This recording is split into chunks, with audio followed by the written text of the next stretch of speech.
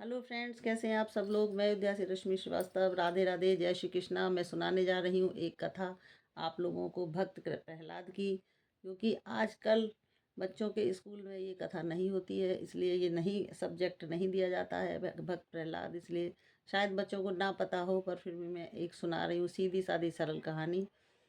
तो एक राजा था हिरण्यकश्यप, बहुत ही घमंडी, अहंकारी और बहुत दुष्ट प्रकृति का था। वो स्वयं को ही भगवान मानता था, पूरी प्रजा पर अत्याचार करना उसका काम था।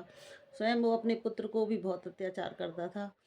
परंतु भक्त प्रहलाद जो थे वो निरंतर विष्णु का जाप करते थे, श्रीमन नारायण नारायण नारायण।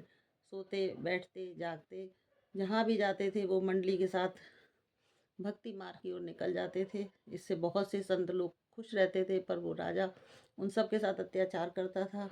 पुत्र को बहुत समझाया, लेकिन प्रहलाद नहीं माने, तो उन्होंने अत्याचार करना शुरू किया।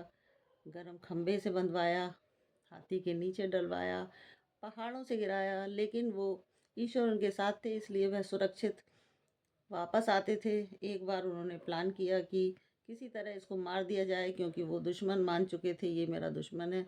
विष्णु भगवान को भी वो अपना दुश्मन ही मानते थे, हिरण्यकश्यप। इसलिए लकड़ियों का गट्ठर बना के उनकी बुआ ने एक शॉल मिली थी उनको वरदान में, जिससे कि वो जल नहीं सकती थी। इसलिए घमंड में, अहंकार में उन्होंने कहा कि मैं बैठ जाऊंगी और ये जल जाएगा। नीयत बहुत ख़राब थी उनकी, सोच बहुत ख़राब थी। शॉल ओढ़ के वो अग्नि में बैठ गई और गोद में बड़े प्यार से भक्त प्रहलाद को बैठा लिया। वो बेचारे बैठ गए, विष्णु का जाप करते रहे, श्रीमन नारायण नारायण नारायण। उन्हें तो ईश्वर के अलावा कुछ दिखता नहीं था। नीयत खराब थी, इसलिए बहुत तेज आंधी चली और होलिका बुआ की जो थी शॉल उड़ गई, और हवा तेज थी, इसलिए अग्नि बहुत तेज प्रज्वलित हुई और वो भस्म हो गई उसी में। और भक्त प्रहलाद सुरक्षित वापस आ गए और जय जयकार करने लगे। देवता फूल बरसाने लगे, सबने जय जयकार किया, भक्त प्रहलाद की जय जयकार हुई।